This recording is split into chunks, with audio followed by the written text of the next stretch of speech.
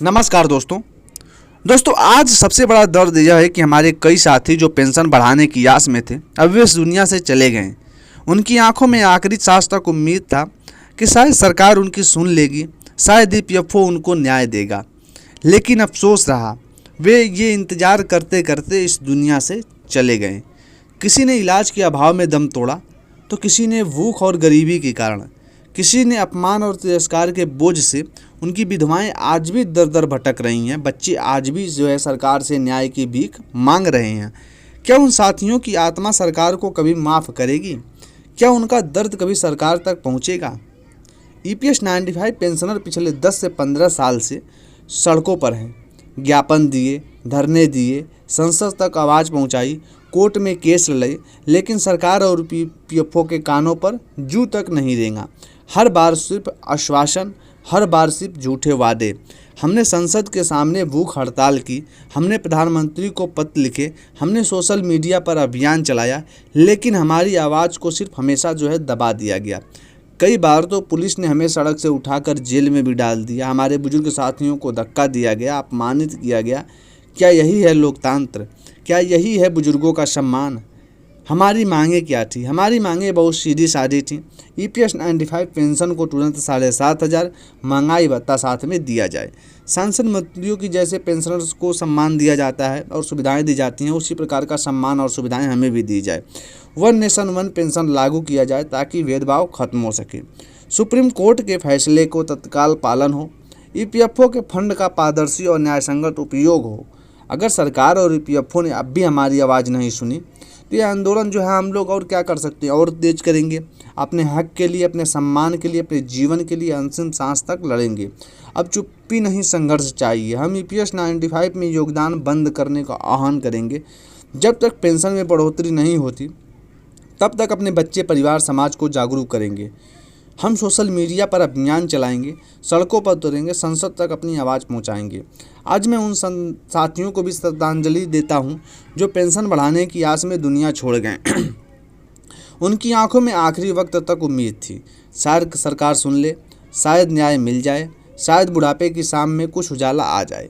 लेकिन अफसोस है कि वे इस इंतज़ार में करते करते इस दुनिया में चले गए। उनकी आत्मा आज भी भटक रही है, उनकी विधवाएं आज भी आंसू बहा रहे हैं, उनके बच्चे आज भी सरकार से न्याय की भीख मांग रहे हैं। क्या उनका दर्द कभी सरकार तक पहुंचेगा? क्या कभी उनकी आत्मा को शांति वो मिलेगी? अब वक्त आ गया है हम सभी को एकजुट होने का। हमारे पास खोने के लिए कुछ नहीं है, लेकिन पाने के लिए बहुत कुछ है। सम्मान, न्याय और बच्चों के लिए एक बेहतर भविष्य। अगर आज हम नहीं लड़ेंगे तो आने वाली पीढ़ियां इस अन्याय का शिकार होंगी। इसीलिए उठो, जागो और सरकार ईपीएफओ की नीतियों के खिलाफ एकजुट होकर आवाज़ बुलंद करो। अगर सरकार और ईपीएफओ ने अब भी हमारी आवाज़ नहीं सुनी तो ये आंदोलन को और तेज करेंगे। हम अपने हक के लिए, सम्मान के लिए, अपने जीवन के लिए अंतिम सांस तक लड़ेंगे। अब चुप्पी नहीं, संघर्ष चाहिए। हम ईपीएस 95 में योगदान वो बंद करने का आह्वान भी करेंगे। जब तक पेंशन में बढ़ोतरी नहीं होती, हम अपने बच्चों, अपने परिवार, अपने समाज को जागरूक करेंगे। हम सोशल मीडिया पर अभियान चलाएंगे, सड़कों पर उतरेंगे, संसद तक अपनी आवाज़ को पहुंचाएंगे। आज मैं यहाँ सिर्फ एक पेंशनर की आवाज़ नहीं बल्कि उन लाखों साथियों की पुकार लेकर खड़ा हूँ जिनकी ज़िंदगी की शाम आज भी अंधेरे में डूबी है। उन बुजुर्गों की जिन्होंने अपनी जीवन देश को दे दिया पर बुढ़ापे में देश ने उन्हें भुला दिया। जिनकी आंखों में कभी उम्मीद थी, आज उनमें आंसू हैं। जिनके चेहरे पर कभी मुस्कान थी, आज वह मायूसी की छाया है। और उन साथियों को याद में जो पेंशन बढ़ाने की आस में इस दुनिया से विदा हो गए, उनकी आत्मा, उनकी शांति के लिए, बाकी बचे साथियों के हक के लिए आज मैं यह दर्द भरी पुकार लेकर आया हूं और आपके सामने खड़ा हूं। हम वही लोग हैं जिन्होंने अपने जीवन के सबसे कीमती साल देश की सेवा में लगा दिया। किसी ने रेलवे में, किसी ने बैंक में, किसी ने फैक्ट्री में, किसी ने सरकारी दफ्तर में, किसी ने निजी कंपनियों में। हमने अपने परिवार से दूर रहकर अपने साथी निस्वार्थ का परवाह किए बिना दिन रात काम किया। हमने अपने बच्चों की खुशी और अपने सपनों की, देश की तरक्की के लिए कुर्बान कर दिया। लेकिन आज जब हमें बुढ़ापे की दहलीज पर सबसे ज़्यादा ज़रूरत और सम्मान की ज़रूरत है, तब सरकार और ईपीएफओ में सिर्फ 1,000 रुपये की पेंशन देकर हमारी पूरी ज़िंदगी की मेहनत का मजाक उड़ा रहे हैं। आज महंगाई आसमान छू रही है। दवा, इलाज, किराया, बिजली, राशन, हर चीज़ महंगा हो गया है। EPS 95 पेंशनर की पेंशन 1,000 रुपये पर अटकी हुई है। क्या सरकार को वही